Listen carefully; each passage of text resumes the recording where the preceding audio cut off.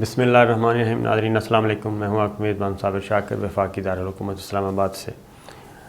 کچھ خبریں ذرا ہمارے پڑوسی ملک بھارت سے، اور نریندر مودی سرکار جو ہیں وہ کافی مصیبت کا شکار ہیں۔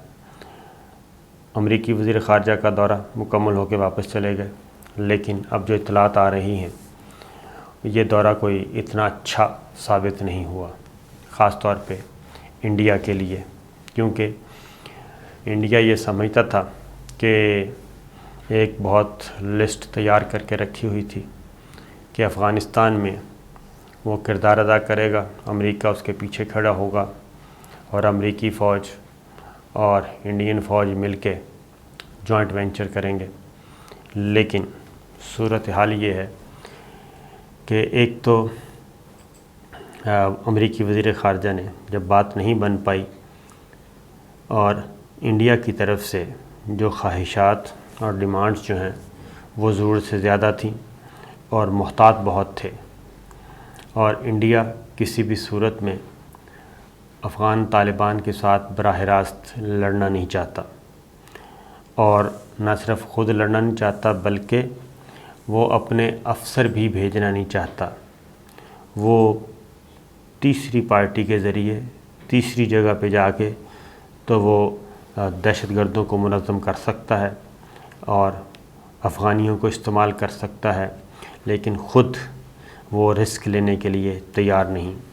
پھر چین سے بچنے کے لیے انڈین وزیر خارجہ اور اجیت ڈوول نے ایک باقاعدہ طور پہ ڈیمانڈ لسٹ پیش کی، وہ بھی کارگر ثابت نہیں ہوئی۔ اور اس کے بعد ہوا کیا؟ ہوا یہ ہے کہ امریکی وزیر خارجہ نے بھارت میں انسانی حقوق کی خلاف ورزیوں کا معاملہ اٹھا دیا، اور باقاعدہ طور پہ امریکی وزیر خارجہ نے بھارت کے لیے وارننگ جاری کر دی۔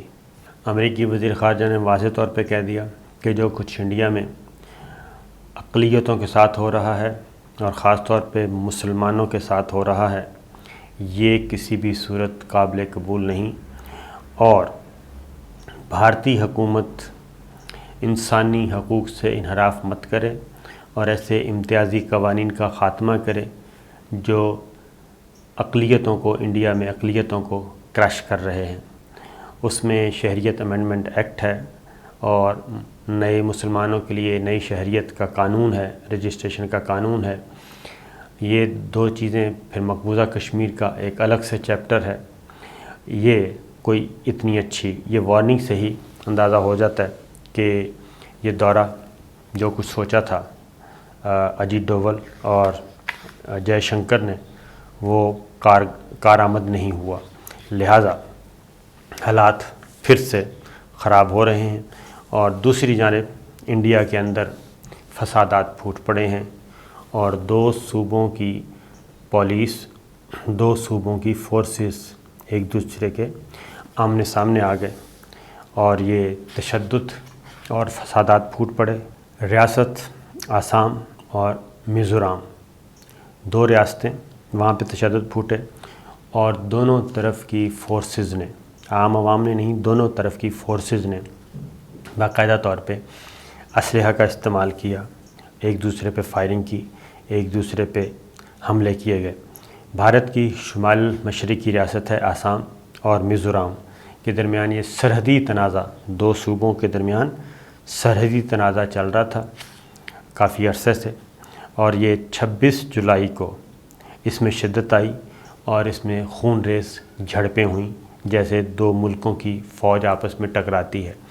اسی طریقے سے یہ دونوں انڈین صوبوں کی، وہاں پہ ریاستیں کہا جاتا ہے، دونوں ریاستیں آسام اور میزورام جن کی سرحدیں ملتی ہیں، جو ایک ہی ملک کی دو اکائیاں ہیں، لیکن دونوں ملک کی فورسز میں جھڑپیں، اور 6 پولیس اہلکار اور درجنوں زخمی ہوئے سرکاری ذرائع کے مطابق، جبکہ بھارتی حکومت نے پھر مرکز کو مداخلت کرنا پڑی، اور سینٹرل ریزرو فورسز جو ہیں ان کو تعینات کیا گیا ہے، اور حالات کو قابو کرنے کی کوشش کی جا رہی ہے۔ یعنی آپ یوں سمجھیں کہ پاکستان میں خدا نخواستہ دو صوبوں کی فورسز آپس میں لڑ پڑیں اور افواج پاکستان کو جا کے معاملات کو کنٹرول کرنا پڑے. تو پاکستان میں تو اللہ کا شکر ایسا کبھی نہیں ہوا، لیکن انڈیا میں یہ ہو چکا ہے، اور نہ صرف دونوں طرف ایک دوسرے کو دشمن سمجھ کے مارا گیا، جوانوں کو اور افسروں کو زخمی کیا گیا. اور اس کے بعد یہ امت شاہ جو ہیں، یہ اسی ایشو پہ امت شاہ نے بھی کچھ عرصہ پہلے ایک میٹنگ بھی کی تھی، اور کافی عرصے سے کوشش کی جا رہی تھی آسام اور میزورام دونوں کے حکام کو، دونوں حکومتوں کو سینٹرل گورنمنٹ کر رہی تھی، دلی سرکار، کہ یہ لڑائی نہ پھیلے. لیکن یہ لڑائی پھیلی، اور ضلع کچار کے ضلع علی پور گاؤں اور اس کے پڑوس میں بھی ایک جھڑپ ہوئی، اور اس جھڑپ میں بھی دونوں طرف جانی نقصان ہوا. آسام کے وزیر اعلیٰ ہیں بسوا شرما، انہوں نے میزورم پہ الزام لگایا ہے، اور انہوں نے کہا کہ مشین گنوں کا استعمال ہوا ہے، یعنی وہ اسلحہ استعمال ہوا جو سرحدوں پہ دشمن کے خلاف استعمال ہوتا ہے. تو معاملہ جی یہاں تک پہنچا ہوا ہے، اور اس کے بعد دلی میں اجلاس ہوتا ہے. امت شاہ کوشش کرتے ہیں، لیکن معاملات ابھی بھی کشیدہ ہیں، اور وہاں پہ آسام نے زیادہ ہلاکتیں آسام کی ہوئی ہیں. انہوں نے سوگ کا اعلان کیا ہوا ہے، ریاستی سوگ. نہ صرف ریاستی سوگ ہے، بلکہ وہاں پہ اس وقت حالات انتہائی کشیدہ ہیں، اور خطرہ یہ ہے کہ یہ لڑائی جو ہے وہ آنے والے دنوں میں مزید بڑھے گی. تو یہ انڈیا کے اندر کی ایک سچویشن ڈیولپ ہوئی ہے. دوسری جانب مقبوضہ کشمیر سے ایک اچھی خبر، اور وہ اچھی خبر یہ آئی ہے کہ باقاعدہ طور پہ اب جواب دیا گیا ہے راجیہ سبھا اور لوک سبھا بھارتی پارلیمنٹ کو. اس میں جواب کون دے رہا ہے؟ بھارتی وزارت داخلہ امت شاہ. سوال یہ پوچھا گیا تھا کہ مقبوضہ کشمیر کے حالات بہت زیادہ خراب ہیں، اور تمام اس وقت مقبوضہ کشمیر جو ہے 5 اگست کے بعد انڈیا کے ہاتھوں سے مزید نکل گیا ہے. تو اس میں گورنمنٹ کی پالیسی کیا ہے، اور مقبوضہ کشمیر کو ریاست کا خصوصی درجہ کب بحال کیا جا رہا ہے، 5 اگست کا اقدام کب واپس لیا جا رہا ہے، یہ سوال پوچھا گیا تھا. بھارتی وزارت داخلہ امت شاہ نے جواب یہ دیا ہے، اور یہ بھارتی پارلیمنٹ کو دیا ہے، کہ کشمیر کو ریاست کا درجہ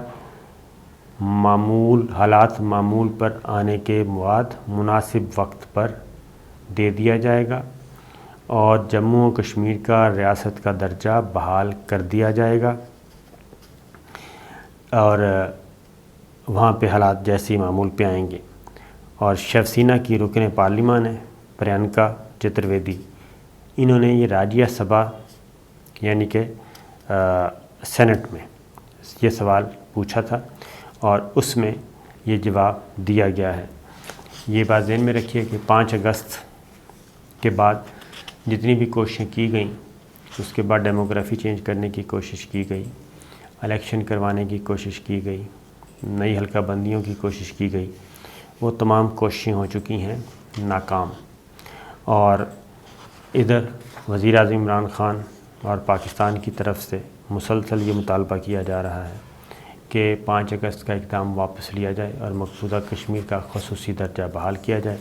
جب تک یہ نہیں ہوگا اس وقت تک انڈیا کے ساتھ کسی قسم کی کوئی بات چیت نہیں کی جائے گی. اس وقت حالات یہ ہیں کہ تعلقات تو منقطع ہیں ہی، بات چیت ختم ہوئی ہے. کسی بھی انٹرنیشنل فورم پہ پاکستان کے کسی بھی وزیر کا، کسی بھی وزیر اعظم کا ٹاکرا ہوتا ہے انڈیا کے ساتھ، تو انڈین آفیشلز کے ساتھ پاکستان ہاتھ نہیں ملا رہا، بلکہ ان کے ساتھ وہی سلوک کیا جاتا ہے جو ایک دشمن کے ساتھ اور ایک اچھوت کے ساتھ کیا جاتا ہے. تو یہ اس وقت چل رہی ہے سچویشن، اور یہ ایک بڑا سٹیٹمنٹ آیا ہے کہ کشمیر کو ریاست کا درجہ حالات معمول کے مطابق ہونے پر ہی ملے گا۔ یہ بھارت ابھی تک بہت بڑا یو ٹرن لینے کے لیے تیار ہے، لیکن اس کے لیے لیڈرشپ جو ہے جی وہ اعتبار کرنے کے لیے تیار نہیں ہے۔ وہ کہتے ہیں پہلے ہو جائے تب اس کے بعد بات کریں گے۔ ایک اور چھوٹی سی خبر ہے، وہ ہے 2 اہم گرفتاریاں ہوئی ہیں اور تانے بانے مل چکے ہیں۔ ایک داسو حملہ اور ایک جوہر ٹاؤن دھماکہ ہوا تھا، کار دھماکہ۔ اب جوہر ٹاؤن دھماکہ میں جو گرفتاریاں ہوئیں وہ، اور داسو حملے میں جو گرفتاریاں ہوئیں وہ، گاڑی برآمد، گاڑی پکڑی گئی، لوگ پکڑے گئے۔ کوئٹہ کے لوگ تھے داسو حملے میں ملوث، اور جوہر ٹاؤن کے پہلے ہی بتایا جا چکا ہے، اور ان دونوں کی کڑیاں آپس میں یوں مل رہی ہیں کہ داسو حملہ اور جوہر ٹاؤن دونوں آپس میں انٹر لنک ہیں، دونوں کی پلاننگ ایک جگہ ہوئی، اور جو داسو حملہ ہے اس میں 9 چینی باشندے اور 3 پاکستانی باشندے جو ہیں وہ جاں بحق ہوئے تھے، اللہ کو پیارے ہوئے تھے، اور یہ دھماکہ ہوا تھا۔ لہٰذا یہ ایک اہم ڈیولپمنٹ پاکستان کے اداروں کو ہوئی ہے کہ یہ دونوں جی مل جا رہی ہیں انڈیا کی طرف، کسی اور کی طرف نہیں جا رہی، اس میں را ملوث ہے۔ ایک خبر آپ کے ساتھ شیئر کر لوں جاتے جاتے، وہ امپورٹنٹ ہے، اور وہ ہے سعودی حکام کی طرف سے ایک خبر ہے، اور یہ میرا خیال ہے کہ ہونی نہیں چاہیے، غلط ہونی چاہیے۔ سعودی حکام نے فیصلہ کیا ہے کہ ریڈ لسٹ میں جو شامل ممالک ہیں ان کے سفر پر 3 سالہ پابندی عائد کر دی جائے۔ یہ ایک خطرناک خبر اس لیے ہے کہ 3 سالہ پابندی 8-10 ممالک ہیں جو ریڈ لسٹ میں شامل ہیں کووڈ کی وجہ سے، ابھی تک ان کے شہریوں پہ 3 سال کے لیے پابندی عائد کر دی جائے۔ اب ان ممالک میں کون کون ہیں؟ افغانستان، ارجنٹائن، برازیل، مصر، ایتھوپیا، بھارت، انڈونیشیا، لبنان، پاکستان بھی شامل ہے اس میں، جو خطرے کی بات ہے، جنوبی افریقہ، ترکی، ویتنام اور متحدہ عرب امارات۔ اب اس میں پاکستان الحمدللہ ابھی تک ایسا کوئی کنسرن نہیں ہے، پاکستان محفوظ ہے۔ پاکستان کو اگر آپ انڈیا کے ساتھ ملائیں گے یا ویتنام کے ساتھ ملائیں گے، اور وہ بھی سعودی عرب اگر ملائے تو اس سے زیادہ افسوس کی کیا بات ہو سکتی ہے۔ تو وجہ یہ بنائی گئی ہے کہ چونکہ کووڈ ہے ان ملکوں میں اور بہت زیادہ پھیل رہا ہے، اور جو سعودی عرب ہے وہ رسک نہیں لے سکتا، لہٰذا ان ملکوں پہ پابندی عائد کر دی جائے۔ تو اگر یہ پابندی ہو جاتی ہے اور پاکستان کے شہریوں پہ سعودی عرب میں داخلے پر پابندی ہو جاتی ہے، اور وہ بھی 3 سال کے لیے، تو میرا نہیں خیال کہ یہ کوئی دانش مندانہ فیصلہ ہوگا۔ آئی تھنک سعودی حکام اس معاملے میں کوئی نہ کوئی وضاحت جاری کر دیں گے، کیونکہ پاکستان کے عوام سعودی عرب کے ساتھ ایک جذباتی وابستگی رکھتے ہیں، اور میرا خیال ہے یہ جذباتی وابستگی برقرار رہنی چاہیے۔ اجازت دیجیے، اللہ حافظ۔